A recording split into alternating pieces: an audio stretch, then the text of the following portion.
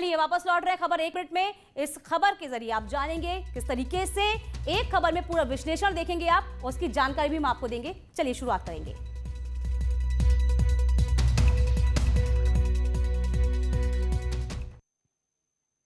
बाराबंकी में postmortem report से साबित हो गया है कि नाबालिग लड़की की रेप के बाद हत्या की गई थी।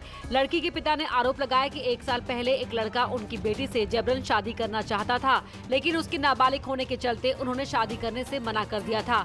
उसके बाद से उनके परिवार को परेशान किया जा रहा था। पुलिस में शिकायत के बाद आरोपी गिरफ्तार भी हुए थे, लेकिन उन्होंने उनके परिवार से बदला लेने की धमकी दी थी। आप उनको दे लेकर के जो है उनकी हिरासत में आ गए। हमें जो है दबाव डाला गया, जाकर के सवेरे सूला लगवा दिया। उन्होंने अंदर कटहने के जो है हाथ दिखाया कि आज जब छूटेंगे तो तुमको काट करके ले जाएंगे। अरे हम तो चले गए लाश लेके, हम लेके चले गए। हम तो कहें कि हम लाश फूंकने नहीं देंगे, तो कहीं अपन लाश नहीं ले जा पाओगे तो लाश ले जाओ, जो मर्जी हो जो करो। पीड़ित के पिता का आरोप है कि हिंदू धर्म में नाबालिग लोगों को दफन किया जाता है, लेकिन उनकी बेटी का जबरन जलाकर अंतिम संस्कार कर दिया गया। पुलिस पीड़ित के पिता के आरोपों की जांच कर रही है। बलिया में गुरुवार को हुए हत्याकांड में पुलिस ने अब तक एक नामजद समेत 6 आरोपियों को गिरफ्तार किया है, जिसमें मुख्य आरोपी धीरेन्द्र सिंह का चचेरा भाई देवेंद्र सिंह भी शामिल है। वहीं धीरेन्द्र सिंह अब तक पुलिस की गिरफ्त से बाहर चल रहा है। इस मामले में पुलिस ने 8 नामजद के अलावा 25 अन्य आरोपियों के खिलाफ मुकदमा दर्ज कराया है। धीरेन्द्र सिंह ने जिस रिवॉल्वर से गोली चलाई थी उसका लाइसेंस निरस्त कर दिया गया। वहीं सभी आरोपियों के शस्त्र लाइसेंस निरस्त कर दिए गए हैं। आज यहाँ उनके संभावित ठिकाने हैं पता करके और वहाँ दबिश दी जा रही है।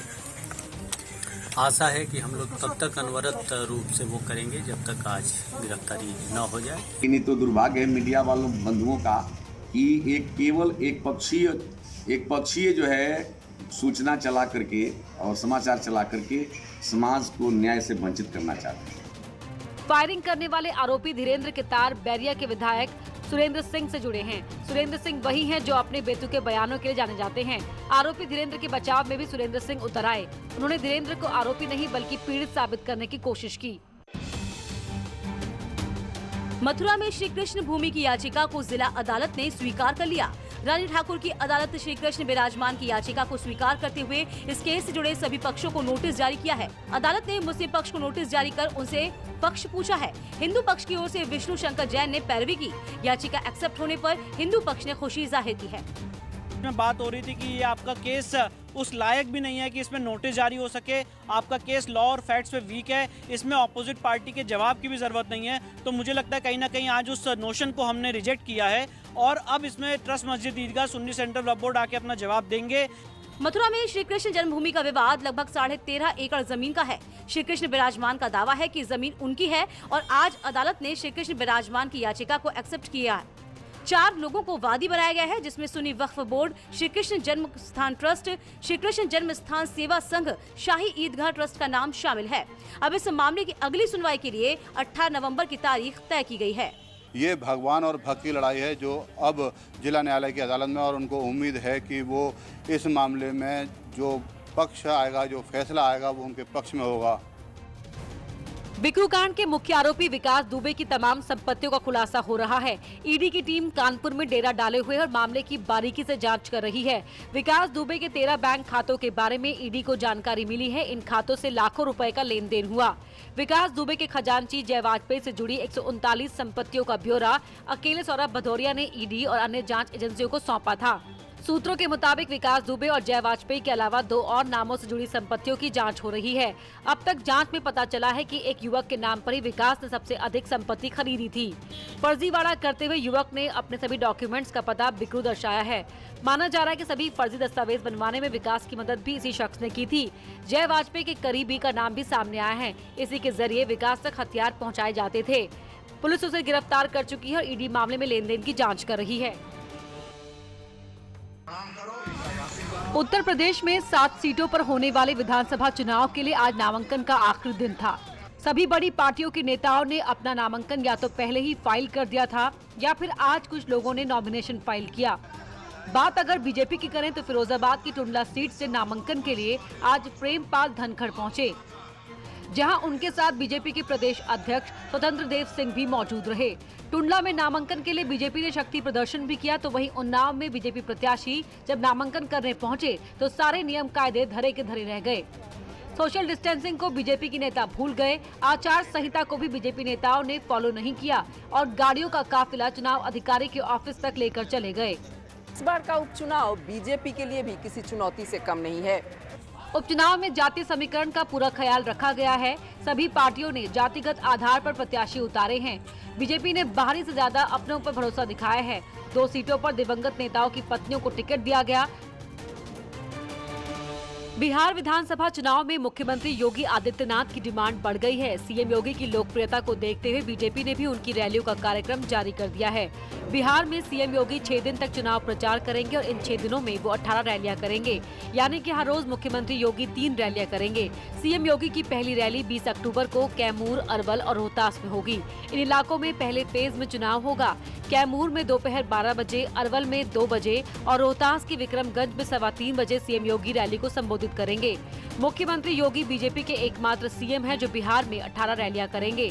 बाकी राज्यों के मुख्यमंत्रियों के भी कार्यक्रम बिहार चुनाव में हैं, लेकिन सीएम योगी की लोकप्रियता उन नेताओं से ज्यादा है और शायद यही वजह है कि बीजेपी केंद्रीय मंत्रियों की रैलियों के बाद सबसे ज्यादा रैली सीएम योगी के नाम कर चुकी है। मुख्यमंत्री योगी का ट्रैक रिकॉर्ड भी बाकी नेताओं की तुलना में कहीं बेहतर है। इससे पहले सीएम योगी मध्य प्रदेश, बंगाल और राजस्थान में भी बीजेपी के लिए चुनाव प्रचार कर चुके हैं और जिन जिन इलाकों में सीएम ने प्रचार किया वहां बीजेपी को अच्छी बढ़त मिली। उत्तर प्रदेश में आज हजारों शिक्षकों की वर्षों पुरानी मुराद पूरी हो गई। सीएम योगी आदित्यनाथ ने वीडियो कॉन्फ्रेंसिंग के जरिए 31,000 से ज्यादा शिक्षकों को अपॉइंटमेंट लेटर दिए। जिन अध्यापकों को लेटर दिया गया है उनकी काउंसलिंग 14 और 15 अक्टूबर को हुई थी। अब सीएम योगी ने उन लोगों को नियुक्ति पत्र बांटे हैं। 31,200 से अधिक शिक्षकों को नियुक्ति पत्र प्रदान करने के समारोह में हृदय से धन्यवाद देता हूं। उत्तर प्रदेश में शिक्षक भर्ती कई सालों से विवादों में थी। पहले परीक्षा और फिर कोर्ट कचहरी के चक्कर में अभ्यर्थियों की नियुक्ति नहीं हो पा रही थी, जिसकी वजह से न सिर्फ स्कूल की पढ़ाई प्रभावित हो रही थी बल्कि हजारों लोग बेरोजगार थे। और अब इतने सालों बाद जब नियुक्ति का पत्र मिला तो मेरठ में कई शिक्षकों की आंखों में आंसू छलक आए। मित्र शिक्षक, इसमें डिफरेंस को सर हमने झेला है। यकीन नहीं हो रहा है, एक सपना नजर आ रहा है, एक यकीन नहीं हो रहा है कि आज ही हमारा सपना पूरा होगा। मेरठ की इस अध्यापक का चयन अखिलेश सरकार में बतौर शिक्षा मित्र हुआ था, लेकिन कोर्ट में जब वैकेंसी फंस गई तो इनकी नियुक्ति रद्द हो गई थी और अब इन्हें योगी सरकार ने परमानेंट तैनाती दे दी है। यूपी में योगी सरकार ने अब तक लाखों लोगों को सरकारी नौकरी दी है। बात आज की करें तो 31,277 लोगों को नियुक्ति पत्र दिया गया, जो अपने आप में ऐतिहासिक है, क्योंकि जिस भर्ती की शुरुआत आज से 15 साल पहले हुई थी वो अब जाकर नियुक्ति की ओर बढ़ रही है। मुख्यमंत्री ने कहा कि नियुक्ति मिलने की जो खुशी अध्यापकों को हुई है वही खुशी छात्रों के जीवन में भी आनी चाहिए। और मुझे लगता है कि यही खुशी अब आपके जिम्मे है। प्रदेश के 1,80,00,000 उन बच्चों के जीवन में लाने के लिए, जिन बच्चों के लिए शासन आपकी सेवा को लेने जा रहा है। बात अगर योगी सरकार में अब तक मिली नौकरियों की करें तो 3 सालों में करीब 4 लाख लोगों को सरकारी नौकरी मिल चुकी है, जो पिछले 15 सालों में सबसे ज्यादा है। इसके अलावा सरकार ने 3 लाख नई भर्तियों की प्रक्रिया भी शुरू कर दी है।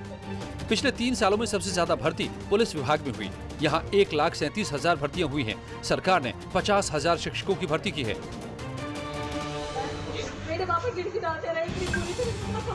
दिल्ली में संगीत सोम ने धरना खत्म कर दिया है। यूपी के सरधना से विधायक संगीत सोम युवती के शव के पोस्टमार्टम की मांग को लेकर उसके परिवार वालों के साथ धरने पर बैठे थे।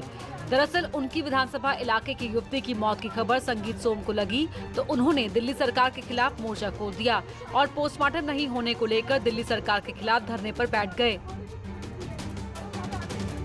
सरधना की रहने वाली मेधा जैन की शाहदरा में 10 अक्टूबर को संदिग्ध हालत में मौत हो गई थी।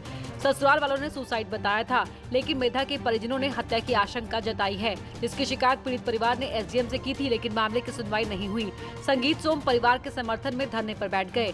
संगीत सोम के धरने पर बैठने के बाद प्रशासन ने पोस्टमार्टम की बात स्वीकार कर ली, जिसके बाद धरना खत्म कर दिया गया। नवरात्र से ठीक पहले बहुत बड़ी साजिश का पर्दाफाश हुआ है। गाजियाबाद में मिला है 1000 किलो नकली घी और तेल। ये नकली घी त्योहार से ठीक पहले बाजार में सप्लाई होने वाला था, लेकिन खाद्य विभाग को इसकी भनक लग गई और 2 फैक्ट्री पर छापा मारकर बड़ी मात्रा में नकली घी बरामद किया गया। लगभग 550 किलो घी, वनस्पति और रिफाइंड तेल मिला है। उसमें कुछ तिल का तेल भी था। दूसरी बार ये कविनगर शास्त्री नगर के एरिया में, यहाँ पे भी 550 किलो के लगभग में यहाँ कई 4-5 ब्रांड का घी पैक हो रहा है और इसको कंपनी के लोग भी हैं हमारे साथ यहाँ पे पुलिस फोर्स है और ये कार्रवाई चल रही है। यहाँ बड़े पैमाने पर नकली घी तो मिला ही, साथ ही पैकिंग करने का सामान भी मिला।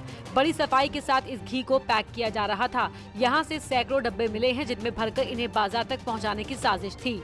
पुलिस ने यहां से 2 लोगों को गिरफ्तार किया है और उनसे पूछताछ कर रही है। पुलिस को शक है कि इस नकली घी और तेल बनाने की साजिश में कई बड़े व्यापारी शामिल हो सकते हैं। पुलिस ये पता लगा रही है कि ये गैंग अब तक कहां-कहां नकली घी और सामान सप्लाई कर चुका है। खबर 1 मिनट में वक्त हुआ एक छोटे से ब्रेक का, फौरन लौटेंगे हम, कहीं मत जाइएगा।